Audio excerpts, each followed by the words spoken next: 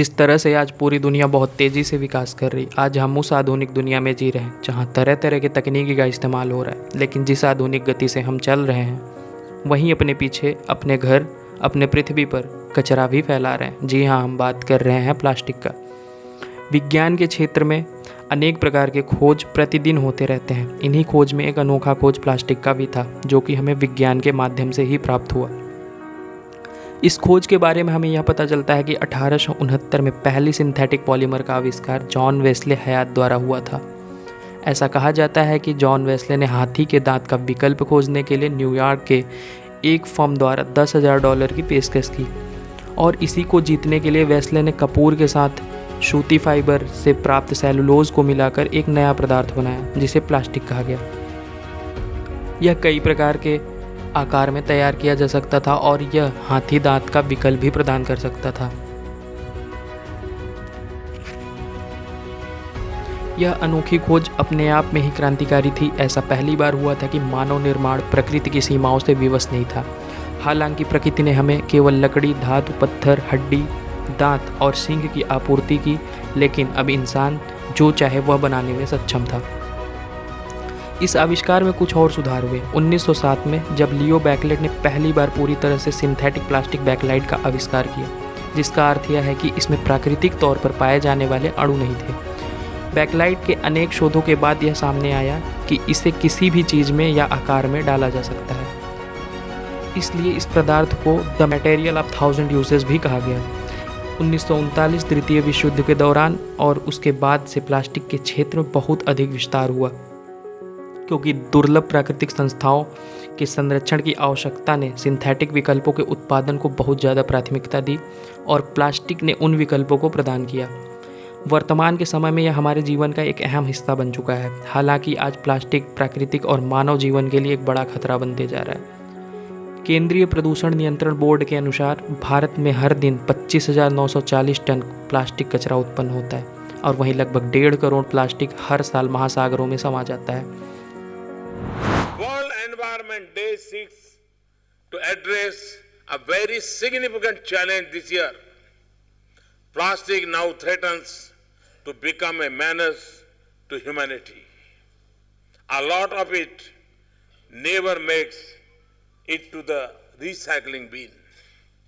Worse, a lot of it is non-biodegradable. Plastic pollution is already having a deadly impact on our marine ecosystem. आज उपयोग में आने वाले ज़्यादातर plastic पॉलीओलोफिन्स हैं और ये कम बायोडिग्रेडेबल हैं। उन्हें विघटित करना लगभग असंभव है, क्योंकि अधिकांश बैक्टीरिया उन्हें तोड़ नहीं पाते। सूरज से निकलने वाली अल्ट्रावायलेट किरणें इन्हें विघटित कर सकती हैं, लेकिन उन्हें भी लगभग 50 साल का वक्त लग जाएगा। भारतीय प्रौद्योगिक संस्थान की एक रिपोर्ट के अनुसार अगर हम ऐसे ही प्लास्टिक को जल निकायों में डंप करते रहें तो साल 2050 तक समुद्र में मछलियों से ज़्यादा प्लास्टिक तैरती हुई दिखाई देगी। लेकिन प्लास्टिक इतनी बड़ी चुनौती बनी कैसे?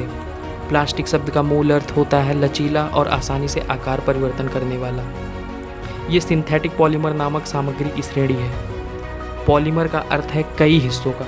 पॉलीमर अणुओं की लंबी श्रृंखला से बना होता है। समस्या तब हुई जब इंसानों ने सीखा कि सिंथेटिक पॉलीमर कैसे बनाए जाते हैं। आकार की दृष्टि से प्लास्टिक के कई आकार हैं। प्लास्टिक प्रदूषण के प्रसार में इनकी सीधी भूमिका होती है। माइक्रोप्लास्टिक स्पष्ट रूप से दिखाई देने वाला प्लास्टिक है, जिसे हम देख और एकत्र कर सकते हैं। आमतौर पर इसका सीधा प्रभाव फूड चेन पर नहीं पड़ता। माइक्रोप्लास्टिक विभिन्न मूल आकार और रासायनिक संरचना के बहुत छोटे कण हैं। वे आकार में 1 से 5 मिलीमीटर तक के होते हैं और हमारे महासागरों में तैरते रहते हैं।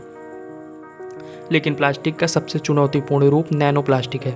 आमतौर पर वे माइक्रोमीटर से भी बहुत छोटे होते हैं और समय के साथ बड़े प्लास्टिक के छोटे छोटे टुकड़े के टूटने के साथ बनते हैं, और ये माइक्रोप्लास्टिक के अपेक्षा ज़्यादा जहरीले कंपाउंड बनाते हैं। लेकिन इससे खतरा है। जल में पाए जाने वाले मछली और अन्य जीवों के आंतों में भी पाए गए हैं।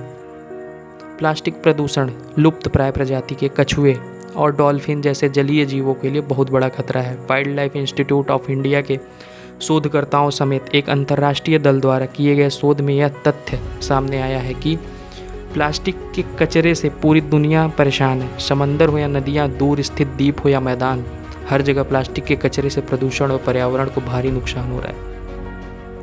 प्लास्टिक के इस कदर बढ़े इस्तेमाल की सबसे बड़ी वजह है कि इसे बहुत कम लागत में तैयार किया जा सकता है। जैसे कि कांच की बोतल प्लास्टिक की बोतल से काफ़ी महंगी पड़ती है, फिर उसे लाने ले जाने में बड़ी समस्या और चुनौती का सामना करना पड़ता है, जबकि प्लास्टिक को आसानी से कहीं भी ले जाया जा सकता है क्योंकि ये हल्का होता है।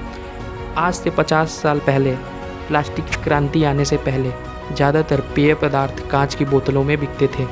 आज की तारीख में हर पेय पदार्थ प्लास्टिक में पैक होकर बिकता है। इसे हम पेट के नाम से जानते हैं। कांच के मुकाबले प्लास्टिक की बोतल बनाना सस्ता पड़ता है, लेकिन ये फ़र्क बहुत ज़्यादा नहीं है।